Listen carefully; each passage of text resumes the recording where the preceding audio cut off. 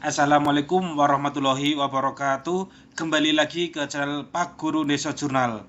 Baik teman-teman pejuang CPNS tahun 2024, di video kali ini Pak Guru Desa Jurnal akan memberikan contoh soal-soal mengenai juru operasi dan pemeliharaan sumber daya air dan beserta petugas operasi dan pemeliharaan bidang sumber daya air.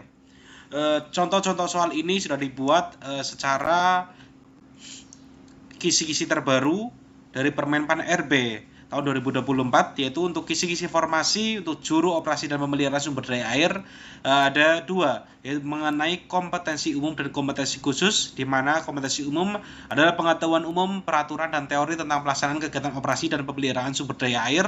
Kompetensi khusus ada tata cara operasi sumber daya air, tata cara pemeliharaan sumber daya air, dan alat ukur dan instrumentasi dalam pelaksanaan operasi dan pemeliharaan sumber daya air. Jadi teman-teman kemarin banyak banget yang DM ke Pak Guru Desa Jurnal mengenai update untuk juru operasi dan pemeliharaan sumber daya air, meminta soal-soal sesuai dan kisi-kisi itu contohnya seperti apa sih Pak. Nah, di video kali ini Pak Guru Desa Jurnal memaparkan untuk contoh-contoh soal sesuai dengan kisi-kisi yang terbaru 2024. Teman-teman bisa mendapatkan soal-soal ini, teman-teman bisa membelinya dengan cara klik tautan WA yang ada di kolom keterangan video ini. Sekali lagi teman-teman bisa mendapatkan contoh-contoh soal mengenai juru operasi dan pemeliharaan sumber daya air serta petugas operasi dan pemeliharaan bidang sumber daya air dengan cara klik tautan WA yang ada di kolom keterangan video ini. Teman-teman bisa membelinya. Dan teman-teman juga nanti membelinya gratis juga, free regulasi perundangan dan juga beberapa materi mengenai juru operasi dan pemeliharaan sumber daya air. Ada total 80-an lebih untuk file PDF-nya. Baik teman-teman, kita langsung aja ke soal nomor 1. Ini soalnya prediksi ini sudah sesuai dengan Permenpan RB mengenai sub soal atau kisi-kisi yang terbaru ya Kak. Baik teman-teman, yang pertama, soal pertama, apa yang dimaksud dengan data logger dalam instrumentasi sumber daya air? A. Alat ukur yang digunakan untuk mengukur debit air. B. Alat ukur yang digunakan untuk mengukur kualitas air. C. Alat yang digunakan untuk menyimpan dan merekam data pengukuran. D. Alat yang digunakan untuk menganalisis data pengukuran. Dan E. Alat yang digunakan untuk menampilkan data pengukuran. Teman-teman bisa menganalisis juga untuk soal nomor 1 ini kira-kira masuk kisi-kisi yang mana. Karena ada kisi-kisi umum, ada kisi-kisi khusus ya teman-teman. Jadi teman-teman juga harus belajar semuanya dari umum dan khusus. Baik teman-teman, saya kasih clue untuk soal nomor 1 ini adalah soal mengenai kompetensi khusus ya. Ini kira-kira yang mana teman-teman? Tata cara operasi sumber daya air, apa tata cara pemeliharaan sumber daya air, atau alat ukur dan instrumentasi dalam pelaksanaan operasi dan pemeliharaan sumber daya air. Jadi jelas banget untuk nomor 1 adalah masuk ke poin nomor 3, yaitu alat ukur dan instrumentasi dalam pelaksanaan operasi dan pemeliharaan sumber daya air. Nomor 1 itu jawabannya adalah C. Data logger adalah alat yang digunakan untuk menyimpan dan merekam data pengukuran data berbagai sensor. Data logger dapat digunakan untuk merekam data debit air, kualitas air, ketinggian muka air, dan parameter lainnya. Baik teman-teman, soal nomor 2, apa fungsi alat dari alat ukur TDS (Total Dissolved Solids) dalam sistem pengolahan air limbah?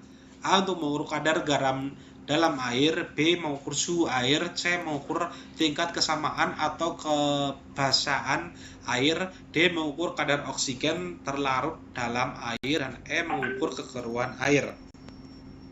Soal nomor 2 jawabannya adalah A. Ini juga masih sama ya, ini mengenai alat ukur dan instrumentasi dalam pelaksanaan operasi dan pemeliharaan sumber daya air ya. Jawabannya adalah A. Alat ukur TDS mengukur jumlah total zat padat terlarut dalam air.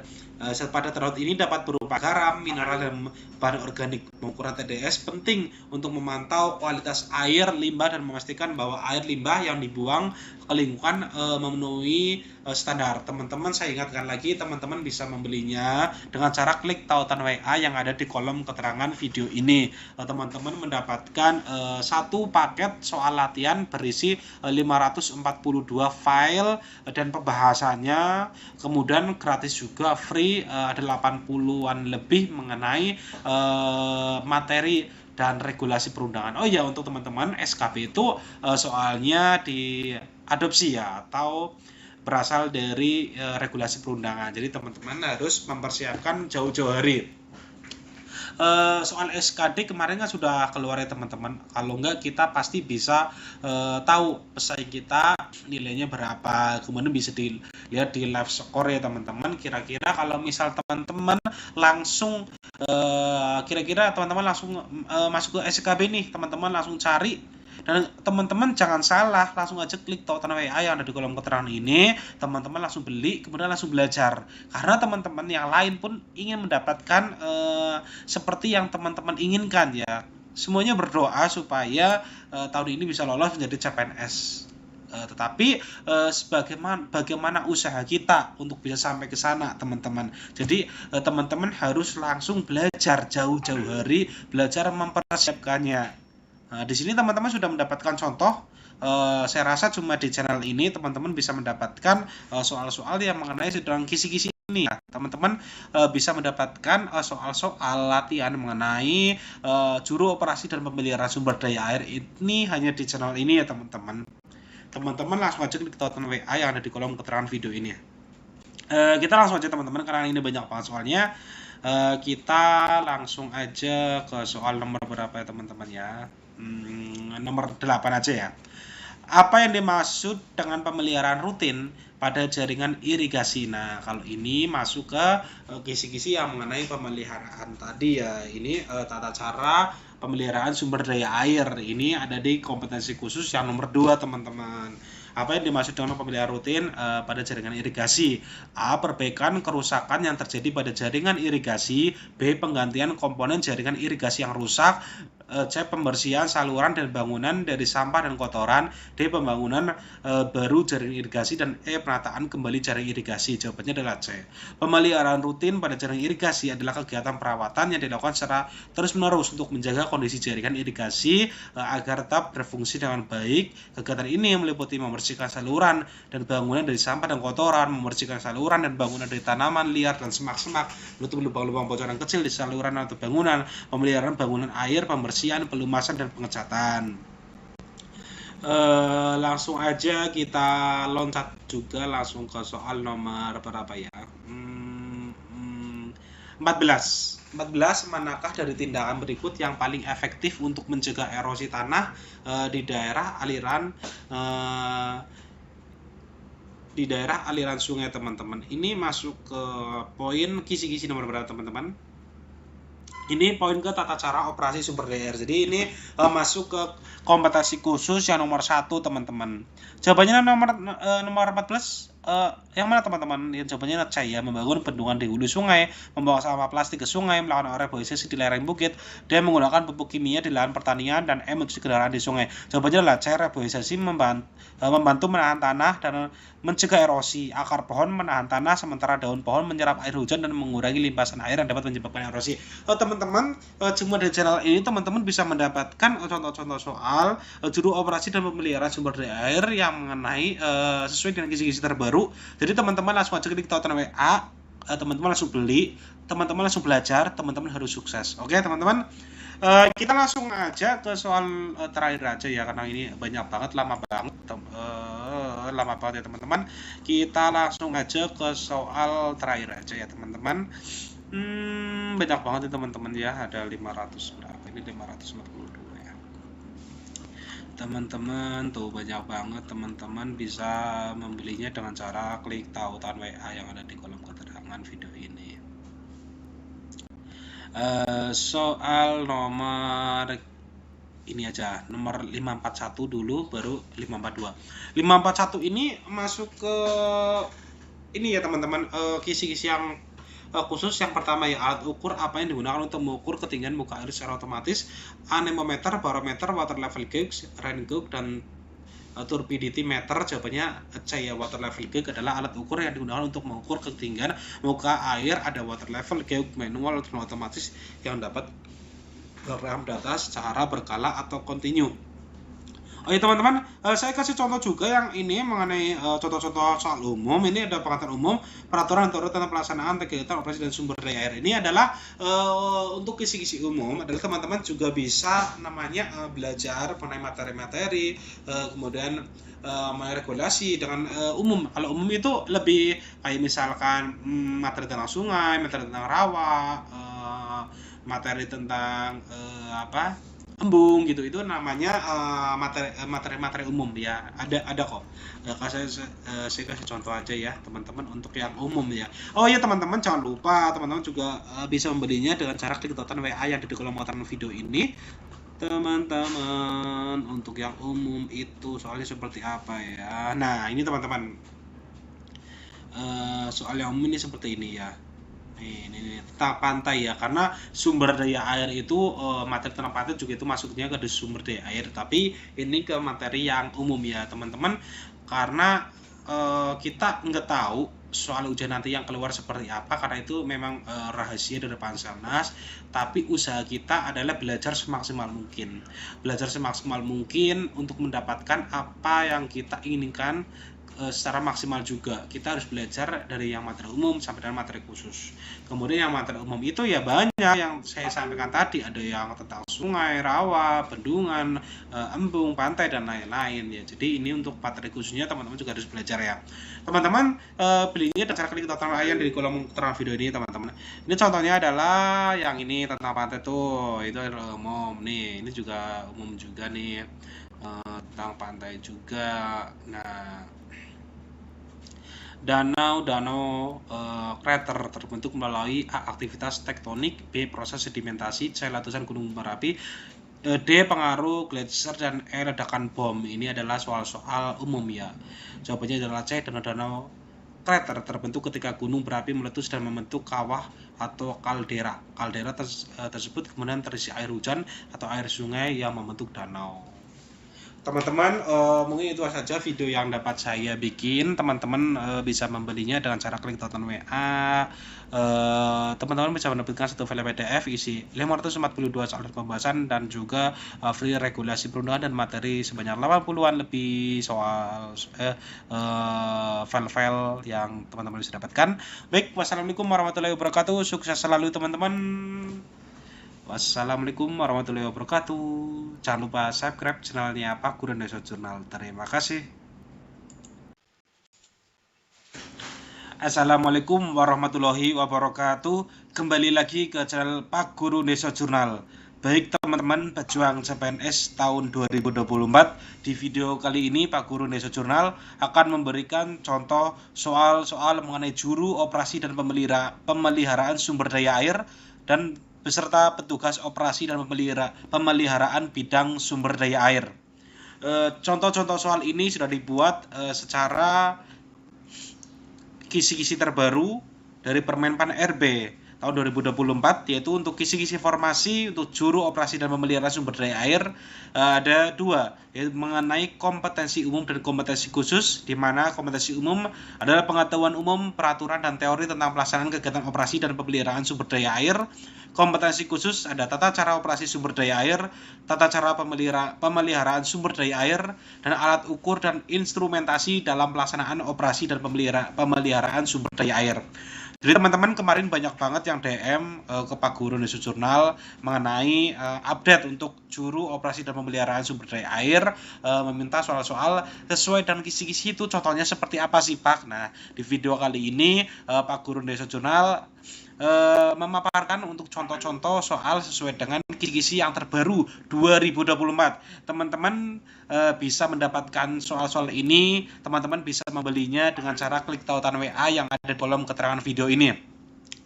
Sekali lagi teman-teman bisa mendapatkan contoh-contoh soal mengenai juru operasi dan pemeliharaan sumber daya air serta petugas operasi dan pemeliharaan bidang sumber daya air dengan cara klik tautan WA yang ada di kolom keterangan video ini. Teman-teman bisa membelinya.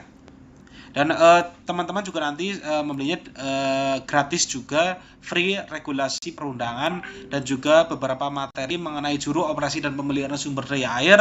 Ada total 80-an lebih untuk file PDF-nya. Baik teman-teman, kita langsung aja ke soal nomor 1.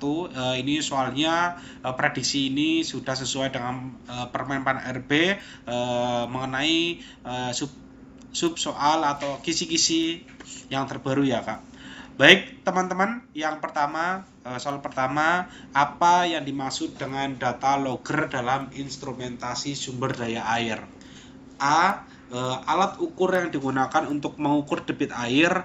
B. Alat ukur yang digunakan untuk mengukur kualitas air. C. Alat yang digunakan untuk menyimpan dan merekam data pengukuran. D. Alat yang digunakan untuk menganalisis data pengukuran. Dan E. Alat yang digunakan untuk menampilkan data pengukuran. Teman-teman bisa menganalisis juga untuk soal nomor 1 ini kira-kira masuk kisi-kisi yang mana. Karena ada kisi-kisi umum, ada kisi-kisi khusus ya teman-teman. Jadi teman-teman juga harus belajar semuanya dari umum dan khusus. Baik teman-teman, saya kasih clue untuk soal nomor 1 ini adalah soal mengenai kompetensi khusus ya. Ini kira-kira yang mana teman-teman? Tata cara operasi sumber daya air, apa tata cara pemeliharaan sumber daya air, atau alat ukur dan instrumentasi dalam pelaksanaan operasi dan pemeliharaan sumber daya air. Jadi jelas banget untuk nomor 1 adalah masuk ke poin nomor 3, yaitu alat ukur dan instrumentasi dalam pelaksanaan operasi dan pemeliharaan sumber daya air. Nomor 1 itu jawabannya adalah C. Data logger adalah alat yang digunakan untuk menyimpan dan merekam data pengukuran data berbagai sensor. Data logger dapat digunakan untuk merekam data debit air, kualitas air, ketinggian muka air, dan parameter lainnya. Baik teman-teman, soal nomor 2, apa fungsi alat dari alat ukur TDS (Total Dissolved Solids) dalam sistem pengolahan air limbah? A. Untuk mengukur kadar garam dalam air. B. Mengukur suhu air. C. Mengukur tingkat kesamaan atau kebasahan air. D. Mengukur kadar oksigen terlarut dalam air. Dan E. Mengukur kekeruan air. Soal nomor 2 jawabannya adalah A. Ini juga masih sama ya, ini mengenai alat ukur dan instrumentasi dalam pelaksanaan operasi dan pemeliharaan sumber daya air ya. Jawabannya adalah A. Alat ukur TDS mengukur jumlah total zat padat terlarut dalam air. Zat padat terlarut ini dapat berupa garam, mineral, dan bahan organik. Pengukuran TDS penting untuk memantau kualitas air limbah dan memastikan bahwa air limbah yang dibuang ke lingkungan memenuhi standar. Teman-teman, saya ingatkan lagi, teman-teman bisa membelinya dengan cara klik tautan WA yang ada di kolom keterangan video ini. Teman-teman mendapatkan satu paket soal latihan berisi 542 file dan pembahasannya, kemudian gratis juga, free, ada 80-an lebih mengenai materi dan regulasi perundangan. Oh ya, untuk teman-teman, SKB itu soalnya diadopsi ya, atau berasal dari regulasi perundangan. Jadi teman-teman harus mempersiapkan jauh-jauh hari. Soal SKD kemarin kan sudah keluar ya teman-teman. Kalau enggak, kita pasti bisa tahu pesaing kita nilainya berapa. Kemudian bisa dilihat di live score ya teman-teman. Kira-kira kalau misal teman-teman langsung kira-kira teman-teman langsung masuk ke SKB nih, teman-teman langsung cari. Dan teman-teman jangan salah, langsung aja klik tautan WA yang ada di kolom keterangan ini, teman-teman langsung beli, kemudian langsung belajar. Karena teman-teman yang lain pun ingin mendapatkan seperti yang teman-teman inginkan ya. Semuanya berdoa supaya tahun ini bisa lolos menjadi CPNS. Tetapi bagaimana usaha kita untuk bisa sampai ke sana teman-teman. Jadi teman-teman harus langsung belajar jauh-jauh hari, belajar mempersiapkannya. Nah, di sini teman-teman sudah mendapatkan contoh. Saya rasa cuma di channel ini teman-teman bisa mendapatkan soal-soal yang mengenai sedang kisi-kisi ini ya. Teman-teman bisa mendapatkan soal-soal latihan mengenai juru operasi dan pemeliharaan sumber daya air ini hanya di channel ini ya teman-teman. Teman-teman langsung aja klik tautan WA yang ada di kolom keterangan video ini ya. Kita langsung aja teman-teman, karena ini banyak banget soalnya. Kita langsung aja ke soal nomor berapa ya teman-teman ya. Nomor 8 aja ya. Apa yang dimaksud dengan pemeliharaan rutin pada jaringan irigasi? Nah, kalau ini masuk ke kisi-kisi yang mengenai pemeliharaan tadi ya. Ini tata cara pemeliharaan sumber daya air. Ini ada di kompetensi khusus yang nomor 2 teman-teman. Apa yang dimaksud dengan pemeliharaan rutin pada jaringan irigasi? A. Perbaikan kerusakan yang terjadi pada jaringan irigasi. B. Penggantian komponen jaringan irigasi yang rusak. C. Pembersihan saluran dan bangunan dari sampah dan kotoran. D. Pembangunan baru jaring irigasi. Dan E. Penataan kembali jaring irigasi. Jawabannya adalah C. Pemeliharaan rutin pada jaring irigasi adalah kegiatan perawatan yang dilakukan secara terus-menerus untuk menjaga kondisi jaringan irigasi agar tetap berfungsi dengan baik. Kegiatan ini meliputi membersihkan saluran dan bangunan dari sampah dan kotoran, membersihkan saluran dan bangunan dari tanaman liar dan semak-semak, menutup lubang-lubang bocoran kecil di saluran atau bangunan, pemeliharaan bangunan air, pembersihan, pelumasan, dan pengecatan. Langsung aja kita loncat juga langsung ke soal nomor berapa ya? 14. Manakah dari tindakan berikut yang paling efektif untuk mencegah erosi tanah di daerah aliran sungai, teman-teman? Ini masuk ke poin kisi-kisi nomor berapa, teman-teman? Ini poin ke tata cara operasi sumber daya air. Jadi ini masuk ke kompetensi khusus yang nomor 1, teman-teman. Jawabannya nomor 14. Yang mana, teman-teman? Yang jawabannya C ya, membangun bendungan di hulu sungai, membawa sampah plastik ke sungai, melakukan reboisasi di lereng bukit, dan menggunakan pupuk kimia di lahan pertanian, dan M. mencuci kendaraan di sungai. Jawabannya adalah C. Reboisasi membantu menahan tanah dan mencegah erosi. Akar pohon menahan tanah sementara daun pohon menyerap air hujan dan mengurangi limpasan air yang dapat menyebabkan erosi. Teman-teman, cuma dari channel ini teman-teman bisa mendapatkan contoh-contoh soal juru operasi dan pemeliharaan sumber daya air yang mengenai sesuai dengan kisi-kisi terbaru. Jadi teman-teman langsung aja klik tautan WA, teman-teman langsung beli, teman-teman langsung belajar, teman-teman harus sukses. Oke, teman-teman. Kita langsung aja ke soal terakhir aja ya, karena ini banyak banget, lama banget ya teman-teman. Kita langsung aja ke soal terakhir aja ya teman-teman. Banyak banget ya teman-teman ya, ada 500 berapa ini, 542 ya teman-teman. Tuh banyak banget, teman-teman bisa membelinya dengan cara klik tautan WA yang ada di kolom keterangan video ini. Soal nomor ini aja, nomor 541 dulu, baru 542. 541 ini masuk ke ini ya teman-teman, kisi-kisi yang khusus. Yang pertama ya, alat ukur apa yang digunakan untuk mengukur ketinggian muka air secara otomatis? Anemometer, barometer, water level gauge, rain gauge, dan turbidity meter. Jawabannya C ya, water level gauge adalah alat ukur yang digunakan untuk mengukur ketinggian muka air. Ada water level gauge manual dan otomatis yang dapat merekam data secara berkala atau kontinu. Oh ya teman-teman, saya kasih contoh juga yang ini mengenai contoh-contoh soal umum. Ini ada pengetahuan umum, peraturan tentang pelaksanaan kegiatan operasi dan sumber daya air. Ini adalah untuk kisi-kisi umum, adalah teman-teman juga bisa namanya belajar mengenai materi-materi, kemudian regulasi dengan umum. Kalau umum itu lebih kayak misalkan materi tentang sungai, materi tentang rawa, materi tentang embung gitu, itu namanya materi umum ya. Ada kok. Saya kasih contoh aja ya teman-teman untuk yang umum ya. Oh ya teman-teman, jangan lupa teman-teman juga bisa membelinya dengan cara klik tautan WA yang ada di kolom komentar video ini. Teman-teman, untuk yang umum itu soalnya seperti apa ya. Nah ini teman-teman, soal yang umum ini seperti ini ya. Ini tentang pantai ya, karena sumber daya air itu materi tentang pantai juga itu masuknya ke sumber daya air, tapi ini ke materi yang umum ya teman-teman, karena kita nggak tahu soal ujian nanti yang keluar seperti apa, karena itu memang rahasia dari Panselnas. Tapi usaha kita adalah belajar semaksimal mungkin untuk mendapatkan apa yang kita inginkan secara maksimal juga. Kita harus belajar dari yang materi umum sampai dengan materi khusus. Kemudian yang materi umum itu ya banyak yang saya sampaikan tadi, ada yang tentang sungai, rawa, bendungan, embung, pantai, dan lain-lain ya. Jadi ini untuk materi khususnya teman-teman juga harus belajar ya. Teman-teman belinya dengan cara klik tautan ayam di kolom keterangan video ini teman-teman. Ini contohnya adalah yang ini tentang pantai tuh, itu adalah umum nih. Ini juga umum juga nih, tentang pantai juga. Nah, danau krater terbentuk melalui A. aktivitas tektonik, B. proses sedimentasi, C. letusan gunung berapi, D. Pengaruh gletser, dan E. Ledakan bom. Ini adalah soal-soal umum ya. Jawabannya adalah C. Danau-danau krater terbentuk ketika gunung berapi meletus dan membentuk kawah atau kaldera. Kaldera tersebut kemudian terisi air hujan atau air sungai yang membentuk danau. Teman-teman, mungkin itu saja video yang dapat saya bikin. Teman-teman bisa membelinya dengan cara klik tonton WA.